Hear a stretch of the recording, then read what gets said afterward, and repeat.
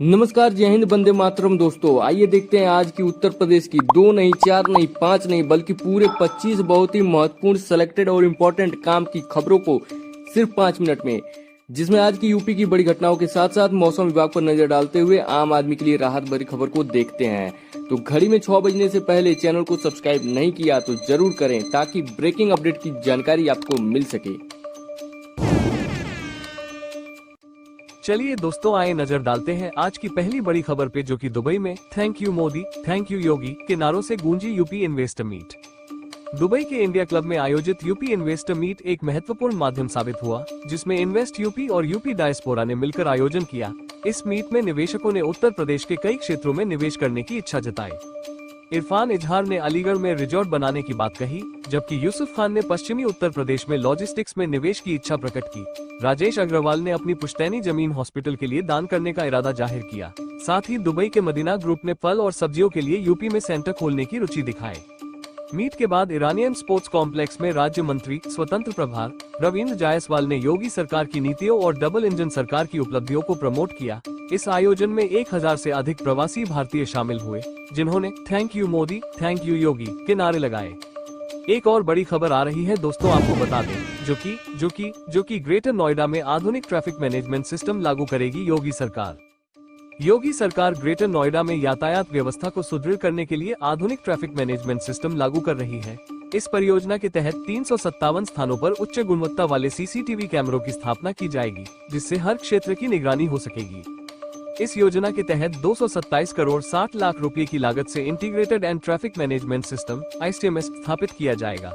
इसमें वीडियो निगरानी, आपातकालीन प्रतिक्रिया प्रणाली और सार्वजनिक सूचना प्रणाली शामिल होगी। इंटीग्रेटेड कमांड व कंट्रोल सेंटर भी स्थापित होगा, जिससे यहां आने वाले नागरिकों और पर्यटकों की जीवन की गुणवत्ता में सुधार होगा। अब इधर देखिए, अगली खबर आ रही है, जो कि बहराइच में बवाल के बाद छावनी में तब्दील हुआ शहर। उत्तर प्रदेश के बहराइच में शनिवार शाम से जारी हिंसा रविवार शाम तक शांत करवाई गई है। मुख्यमंत्री के हस्तक्षेप के बाद मृतक रामगोपाल मिश्रा का अंतिम संस्कार किया गया, लेकिन शहर में तनाव बरकरार है। स्थिति को नियंत्रित करने के लिए 12 कंपनियां PSC, 2 कंपनियां CRPF और 1 कंपनी RAF तैनात की गई है। 4 IPS और 2 ASP भी स्थिति को संभालने के लिए तैनात किए गए हैं। पुलिस ने अब तक 30 उपद्रवियों को गिरफ्तार किया है और जिले में इंटरनेट सेवाएं बंद कर दी गई हैं। चलिए नजर डालते हैं एक और बड़ी खबर पे, जो कि ग्रेटर नोएडा में नए शहर का विकास। उत्तर प्रदेश सरकार ने ग्रेटर नोएडा फेज 2 के मास्टर प्लान को स्वीकृति दी है, जिसके तहत 55,970 हेक्टेयर जमीन पर नया शहर बसाया जाएगा। इस क्षेत्र में 144 गांव शामिल होंगे और यहां आवासीय, व्यावसायिक और औद्योगिक विकास की योजनाएं बनाई जाएंगी। परियोजना के तहत विश्वविद्यालय, मेडिकल कॉलेज और इंजीनियरिंग कॉलेज खोले जाएंगे। साथ ही मेट्रो रेल और सुपरफास्ट ट्रेन जैसी परिवहन परियोजनाएं भी प्रस्तावित हैं। एक और बड़ी खबर आ रही है दोस्तों, आपको बता दें, बांदा में बैंक प्रबंधक ने की धोखाधड़ी, केस दर्ज। उत्तर प्रदेश के बांदा में सेंट्रल बैंक ऑफ इंडिया के पूर्व प्रबंधक ने रिटायरमेंट से पहले 12,43,000 रुपए का गबन कर अपने परिवार के खातों में ट्रांसफर कर दिया। 2 साल तक पुलिस ने कोई कार्रवाई नहीं की, जिसके बाद वर्तमान शाखा प्रबंधक ने कोर्ट के आदेश पर धोखाधड़ी और जालसाजी का केस दर्ज कराया। अब इधर देखिए, अगली खबर आ रही है, कर्जमाफी की अफवाह पर गोरखनाथ मंदिर पहुंची महिलाएं, CM के कैंप कार्यालय जाने की जिद पर अड़ी। गोरखपुर में सोमवार को माइक्रो फाइनेंस कंपनियों से लिया गया ऋण माफ किए जाने की अफवाह के बाद सैकड़ों महिलाएं गोरखनाथ मंदिर पहुंची। ये महिलाएं विभिन्न जिलों से आई थी और मुख्यमंत्री के कैंप कार्यालय तक जाने की जिद पर अड़ी थी। गोरखनाथ पुलिस ने 2 घंटे की मशक्कत के बाद उन्हें समझा बुझाकर वापस भेजा। महिलाएं स्वयं सहायता समूहों से जुड़ी थी और उनका कहना था कि उन्होंने 10,000 से 50,000 रुपए तक का कर्ज ले रखा है, जिसे माफ किए जाने की अफवाह फैली थी। पुलिस ने इस भीड़ को नियंत्रित किया और सभी को शांति से घर वापस भेज दिया। चलिए नजर डालते हैं एक और बड़ी खबर पे, बहराइच हिंसा में मारे गए युवक के परिवार से मुख्यमंत्री का आश्वासन। बहराइच के महाराजगंज में हुई हिंसा में मारे गए रामगोपाल मिश्रा के परिवार ने शव का अंतिम संस्कार करने से मना कर दिया था। मुख्यमंत्री योगी आदित्यनाथ ने परिवार से फोन पर बातचीत कर दंगाइयों पर सख्त कार्रवाई का आश्वासन दिया। मुख्यमंत्री ने कहा कि दोषियों पर ऐसी कार्रवाई की जाएगी जो भविष्य में नजीर बनेगी। इसके बाद परिवार ने शव का अंतिम संस्कार किया। विधायक सुरेश्वर सिंह को परिवार को लखनऊ ले जाकर मुख्यमंत्री से मिलने की जिम्मेदारी दी गई है। मंगलवार को परिवार मुख्यमंत्री से मुलाकात कर सकता है। चलिए नजर डालते हैं एक और बड़ी खबर पे, कन्नौज में डबल डेकर बस हादसा, 70 से ज्यादा घायल। आगरा लखनऊ एक्सप्रेसवे पर सोमवार देर शाम एक डबल डेकर बस डिवाइडर तोड़कर पलट गई, जिससे 70 से ज्यादा यात्री घायल हो गए। बस बिहार से पंजाब जा रही थी और इसमें कुल 106 मजदूर सवार थे। हादसे की मुख्य वजह चालक को नींद आना माना जा रहा है। मौके पर पहुंची यूपीडा और पुलिस की टीम ने घायलों को अस्पताल पहुंचाया, जिनमें से गंभीर रूप से घायल लोगों को तिरवा मेडिकल कॉलेज और कानपुर रेफर किया गया है। प्रशासनिक अधिकारियों ने भी घटनास्थल पर पहुंचकर राहत कार्य का निरीक्षण किया। लखीमपुर में भाजपा विधायक की पिटाई के बाद 4 लोग पार्टी से निष्कासित। लखीमपुर खीरी में भाजपा विधायक योगेश वर्मा की सार्वजनिक रूप से पिटाई के मामले में भाजपा ने 4 लोगों को पार्टी से निकाल दिया है। इसमें अवधेश सिंह, उनकी पत्नी पुष्पा सिंह, अनिल यादव और ज्योति शुक्ला शामिल हैं। विधायक की मुख्यमंत्री योगी आदित्यनाथ से मुलाकात के बाद यह निर्णय लिया गया। हालांकि विधायक की शिकायत के बावजूद पुलिस ने अभी तक आरोपियों के खिलाफ एफआईआर दर्ज नहीं की है। इस मामले को लेकर समाजवादी पार्टी के अध्यक्ष अखिलेश यादव ने भी सरकार पर निशाना साधा है। अब इधर देखिए, अगली खबर आ रही है। अखिलेश यादव का भाजपा पर निशाना, विधायक की पिटाई पर उठाए सवाल। लखनऊ में मीडिया से बात करते हुए समाजवादी पार्टी के अध्यक्ष अखिलेश यादव ने लखीमपुर खीरी में भाजपा विधायक योगेश वर्मा की पिटाई पर सवाल उठाए। अखिलेश ने कहा कि विधायक को पिटाई के बाद भी एफआईआर दर्ज नहीं की गई, जो सत्ता पक्ष के अन्याय का प्रमाण है। उन्होंने इसे पीडीए, पिछड़ा, दलित, अल्पसंख्यक से जोड़ा और कहा कि भाजपा में भी विधायक सुरक्षित नहीं है, तो आम जनता की सुरक्षा कैसे होगी। अखिलेश यादव ने ये भी कहा कि भाजपा के चुनावी तरीकों में गड़बड़ी आम बात हो चुकी है। चलिए नजर डालते हैं एक और बड़ी खबर पे। आरटीओ जाने की जरूरत नहीं, 9 सेवाएं घर बैठे। यूपी में अब वाहन संबंधी 9 सेवाओं के लिए आरटीओ के चक्कर नहीं काटने पड़ेंगे। परिवहन विभाग ने आधार प्रमाणीकरण के माध्यम से इन सेवाओं को ऑनलाइन लाइव किया है। इसमें डुप्लीकेट आरसी, विशेष परमिट, डीएल रिप्लेसमेंट जैसी सेवाएं शामिल है। इससे वाहन मालिक घर बैठे इन सेवाओं का लाभ उठा सकेंगे।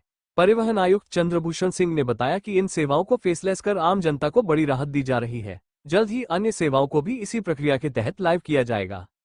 केरल के राज्यपाल का बयान, शिक्षा ही सशक्त राष्ट्र की नींव। बुलंदशहर में केरल के राज्यपाल आरिफ मोहम्मद खान ने कहा कि ज्ञान बांटने वाला ही सच्चा उपासक है। उन्होंने शिक्षा के महत्व पर जोर देते हुए कहा कि शिक्षा के बिना राष्ट्र का सशक्तिकरण संभव नहीं है। उन्होंने केरल की 100% साक्षरता को राज्य की समृद्धि का मुख्य कारण बताया।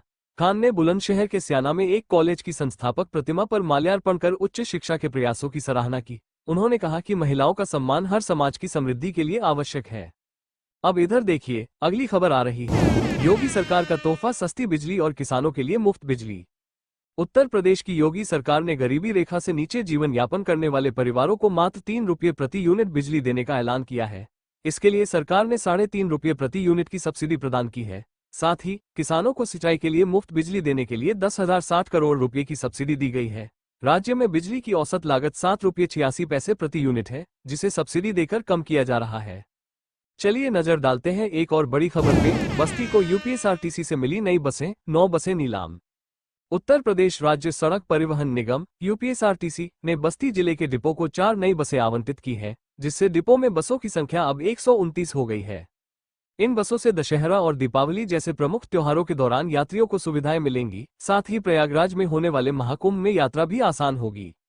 महाकुंभ हिंदू धर्म का प्रमुख पर्व है, जिसमें करोड़ों श्रद्धालु प्रयाग में आकर स्नान करते हैं।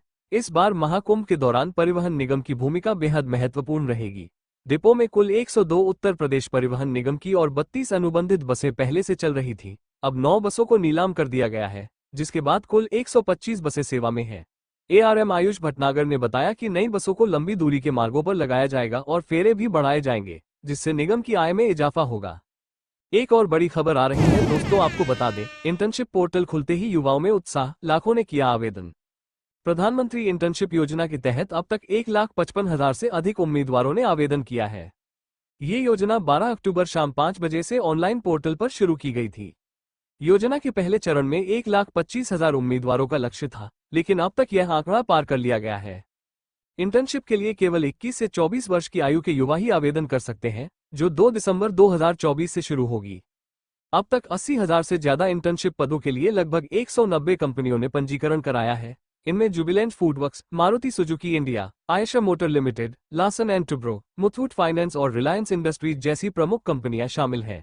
इंटर्नशिप के अवसर 24 विभिन्न क्षेत्रों में उपलब्ध कराए गए हैं, जिनमें तेल, गैस, ऊर्जा, ऑटोमोबाइल, बैंकिंग और वित्तीय सेवाएं शामिल हैं। अब इधर देखिए, अगली खबर आ रही है। राशन कार्ड की लिस्ट से हटाए गए 10,000 अपात्र लोग, फर्जी दस्तावेज हुए उजागर। गाजियाबाद जिले में 10,000 लोगों का नाम राशन कार्ड की सूची से हटाया गया है, क्योंकि ये लोग अपात्र होते हुए भी मुफ्त राशन का लाभ ले रहे थे। सत्यापन के दौरान इन लोगों के फर्जी दस्तावेज पकड़े गए। अब इन अपात्र लोगों की जगह उन पात्र लोगों के नाम जोड़े गए हैं जो अब तक राशन कार्ड न बनने से परेशान थे।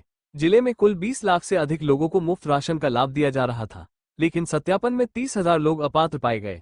सरकार ने जिले स्तर पर इन अपात्र लोगों की जांच के आदेश दिए थे, जिसके बाद इन पर कार्रवाई जारी है। तो दोस्तों, ये थी आज की कुछ महत्वपूर्ण खबरें और जानकारियां जो आपके लिए बेहद उपयोगी साबित हो सकती हैं। ऐसी जानकारी आपको शायद और कहीं एक साथ न मिल सके, इसलिए रोज की ताज़ा खबरों के लिए हमारे चैनल को सब्सक्राइब जरूर करें और वीडियो को लाइक नहीं किया तो लाइक करें, साथ में अपने जिले का नाम कमेंट में लिखें ताकि आपके जिले से जुड़ी हर जानकारी आप तक पहुंच सके। धन्यवाद। जय हिंद, जय भारत।